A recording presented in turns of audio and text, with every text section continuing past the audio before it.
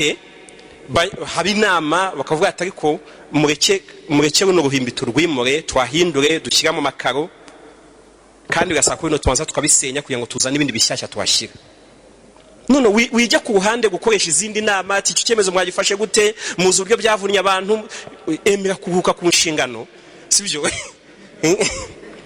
emera ko iri torero nubwo turirimo ntabwo turi ba nyiraryo sibyo. Imana duhamwe inshingano tukagira ibyo dukora mu gihe cyacu kandi hakaba igihe bya bindi twakoze hakaba ikindi gihe byasimbuzwa. nanjye bamwatenese ijambo ry'Imana sibyo. hakabona ikindi gihe byasimbuzwa hakazaza abana banyu bakabona ibindi koranabuhanga gikenewemo. rero emera ko hari ibyo wakoze mu gihe cyawe ariko uhe n'abandi bantu baje inyuma yawe kugira ngo Imana ibakoreshe. urabizi uhari yereka Imana itazongera kuguha.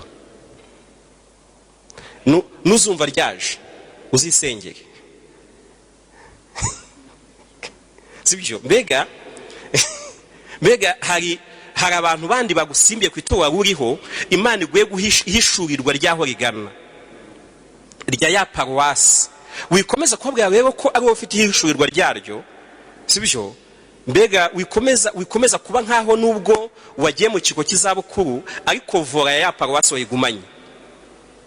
mwumva ko muyitwaye muri babiri kandi uwitwariye inyuma yakugonga sibyo. urumva ushatse kuyitwara hari uyitwaye nawe uri inyuma yayo washaka nawe kuyitwarira inyuma.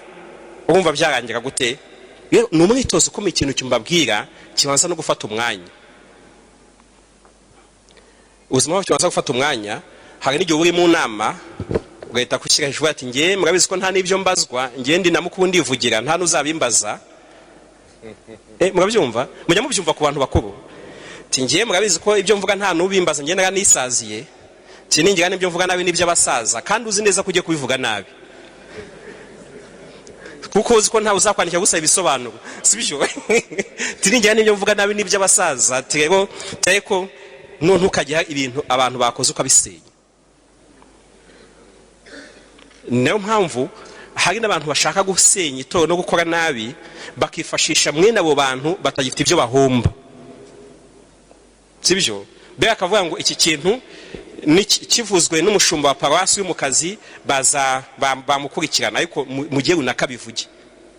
uzirinde ko ari abantu uheka ngo bakuvugiremo. yego uzi impamvu ushobora kuba urenza ahantu babikubaza mu nshingano ariko uracyari ahantu ibyo dukora byose Imana izabitubaza. na niyo mpamvu rero ikintu cyo kwemera kuruhuka mu nshingano ukemera ko inyuma yawe hari n'abandi Imana izahishurirwa izabashoboza wowe ukabasengera. nubona hari inzozi bagize zitandukanye n'ibyo wakoze wijya kuvuga toya rwose rino rangi n'Imana riduhishuriye tujya kwasinga ubururu n'Imana yari yabyerekanye umukecuru wabibonye mushatse mumubaze niwe wavuze ngo tuwasige ubu niko Imana ivuze. none se n'uyu munsi Imana babwiye ngo ntibasige umutuku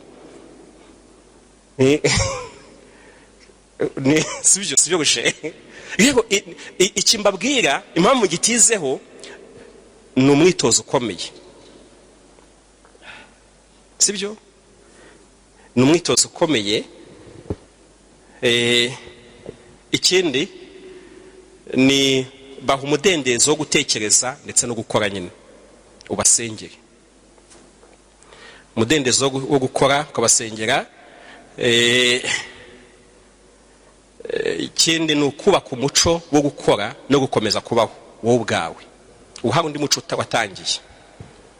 wumva hari iyo usanga urutonde rw'akazi wakoraga rwarahindutse neza kuko sibyo.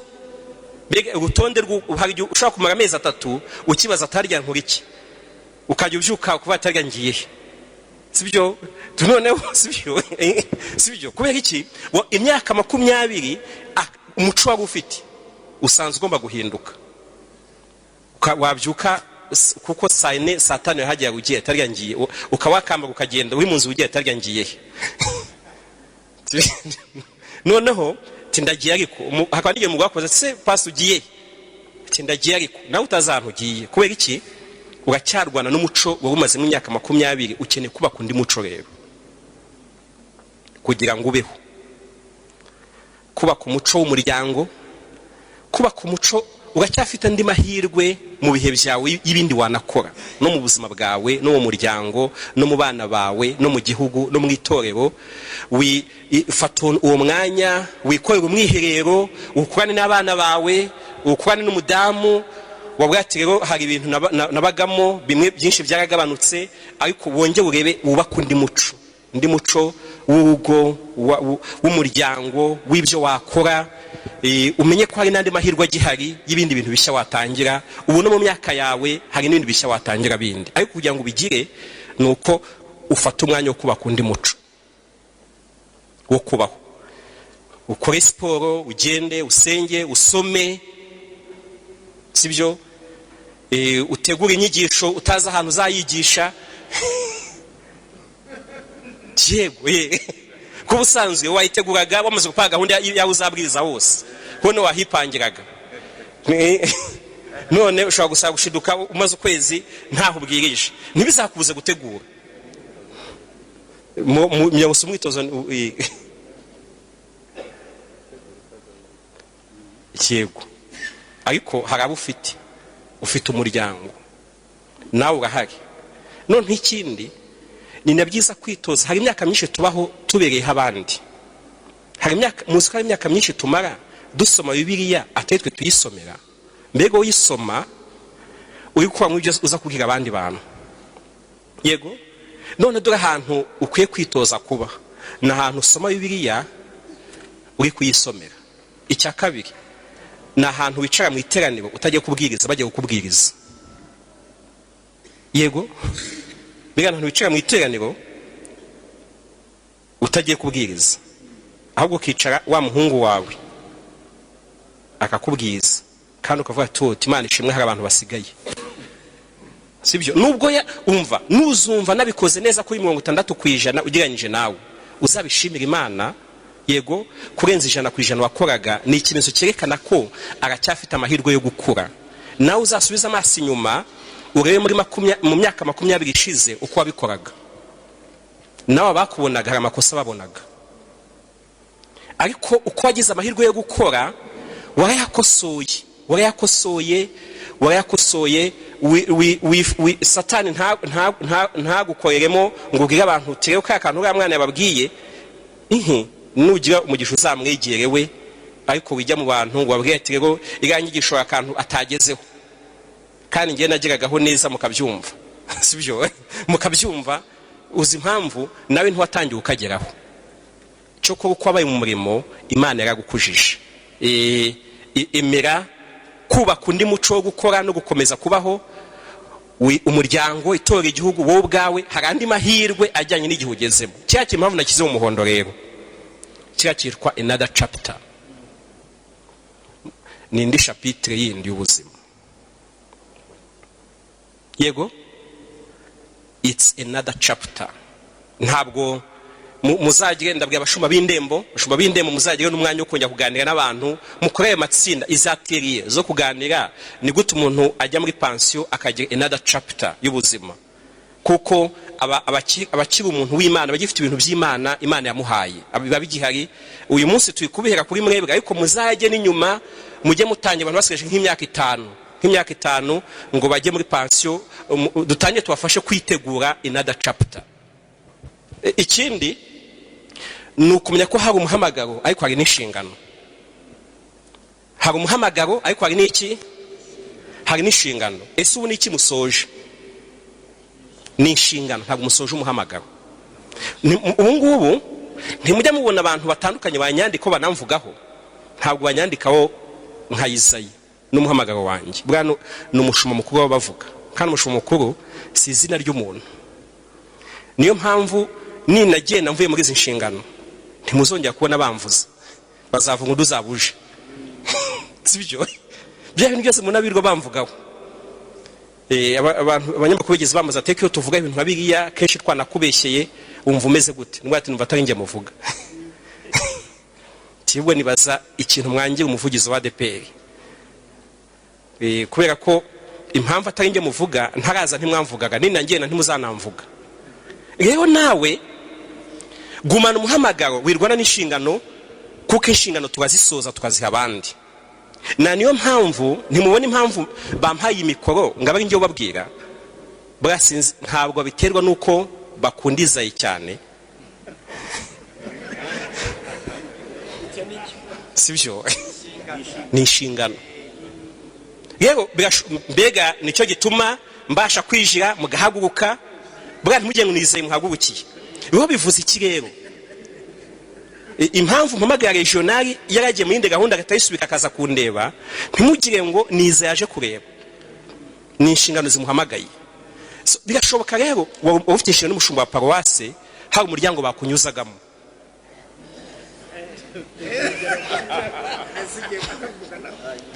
sibyo wa muryango niba hari undi muntu bayihaye ngo ahanyure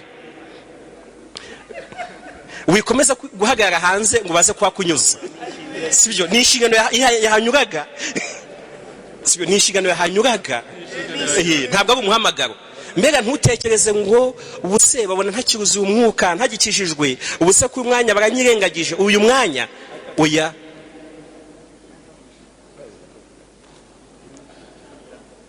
mwabyumva mbega ibwiza ukuri nta cyabaye ku muhamagaro ariko tubasha inshingano kuzihererekanya kandi si mwebwe mu byibeshyeho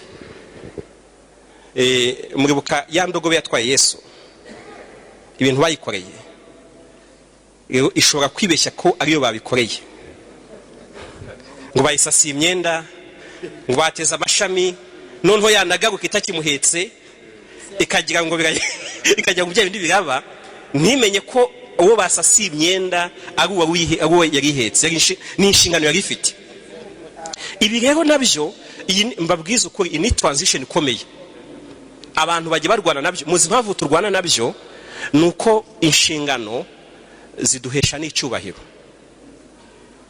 ziduhesha amashyi ziduhesha icyubahiro zituma hari protokole badukorera sibyo noneho kandi iyo za nshingano za twazitanze hari n'ibijyana nazo yego rero hari igihe ubyibeshyaho bikagutera ubworo bw'icyubahiro ugasuhererwa ukagira ngo habaye inama yo kubwira abantu ngo uya ntayo nta n'icyabaye nuko icyahindutse ni ikihe umuhamagaro wa Imana irawurinze ariko inshingano yazihaye abandi bantu nabo kandi bakwiye kumenya ko igihe cyabo kizagira baziha abandi rero uyu munsi icyo nshaka kubabwira ni ukubabwira ko turi kwishimira ko inshingano mwazikoze neza ariko turi no kubabwira ibintu bibiri ko umuhamagaro wanyu nta hantu ugiye niyo mpamvu nubwo mugiye mu kigo cy'izabukuru ariko muracyafite umuhamagaro kugira ngo mukorere Imana ariko ni byiza kubabwira ngo inshingano zo twarazitanze yego ibi kandi bashumba namwe mukiri mu nshingano impamvu bano bantu babashakiye intebe za hano imbere sibyo nta kindi nyine ni inshingano sibyo mbega impamvu Andre twamuze tukamwicaza hano ubusanzwe Andre n'umudiyakoni n'atari umuvuga butumwa impamvu bamuze bakamwicaza hafi y'umushumba mukuru ni inshingano naho ubusanzwe se abadiyakoni bicara ntumubona ko n'abarijona baticaye hafi yanjye nubwo sibyo ni ariko ni musanga Kimihurura ntagiye ngo azicara hirya ngo azasimbura regional sibyo ni musanga Kimihurura uyu munsi nuko yari inama yateguwe na A.D.P.R na UBF ni musanga Kimihurura ahari umudiyakoni ntagiye ngo azafata umwanya wa regional wa Kigali mbega ni byiza kumva inshingano n'umuhamagaro buryo bitandukana ibyo kandi birabafasha bituma rwose unezerwa hari n'abakristo barwana nabyo yego bakarwana nabyo bakumva bazi kurekera haba hari ibintu umushumba bafite yababwiye bakabanza kuza kukubaza icyo bivugaho baragushuka yego hari abakristo barwana nabyo kuko bayoboye imyaka 15 haba hari ibintu umushumba bafite yababwiye bakabanza kuza kukubaza icyo bivugaho no kubyumva, ni wo kwiye kubafasha. Kubafasha iki? So kubafasha kubyumva, no kubafasha kubabwira bakava ku giti bakareba kuba ati rero ibintu umuntu yababwiye kuki muje kubimbaza, bakagwira ati rwose tuwe turakwizera, we twarabanye, sibyo?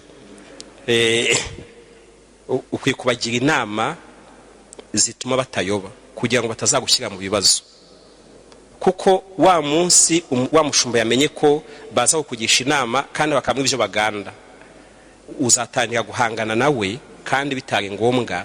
Wari ukwiye kuba wowe umuhesha umugisha. Yego, bega hari umuhamagaro n'inshingano. Rero biriya bivuze kwemera ikiguzi cyo gusoza inshingano. Kwemera ikiguzi cyo gusoza inshingano, urumva muzi ko hari n'abagira inshingano zibaha imodoka bagendamo n'ibindi, ariko yasoza imirimo ya modoka bakayitwara. Mbere hari ibintu bibasha kugenda bijyanye n'inshingano. Hari n'abagira no mu nzego zitandukanye, n'abagira abantu babarinda, sibyo? Babarinda, ariko iyo wa mwanya uvuyemo agira mu gasanga ntabahari. Yego, ubwo basanga bagiye aho zagiye, bagenda mbere ye, ajya gusanga aho bagiye zagiye bagezeyo. Kubera iki? Yego, mbega kubera iki? Ba bantu ntabwo barinda umuntu, barinda za nshingano. Bakozi b'Imana rero, ntuzarwane nabyo ngo ugiye ngo hari Imana yakoze ku muhamagaro wawe, ugiye ngo hari n'ikitora itakoze. Hari umuntu ukomeza rwana kuba inama ziba ntahamagarwe kandi yarazi gutanga inama no gufata ibyemezo. Oya, wigira ngo hari ikitora itakoze, ahubwo zirikana ngo hari ibyo nakoze ndi mu nshingano, ariko uyu munsi hari n'ibyo mbasha gukora nk'umuntu Imana yahawe umuhamagaro. Icyo sorezaho nuko nyine ntabwo munaniwe rwose. Bakozi b'Imana ntimunaniwe, mugende mukore umuhamagaro wanyu. Ndasoreza kuri iki,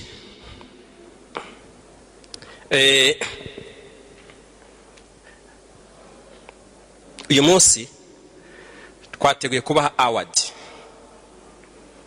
ariko Imana yo ibabikiye reward. Bega hari award na reward.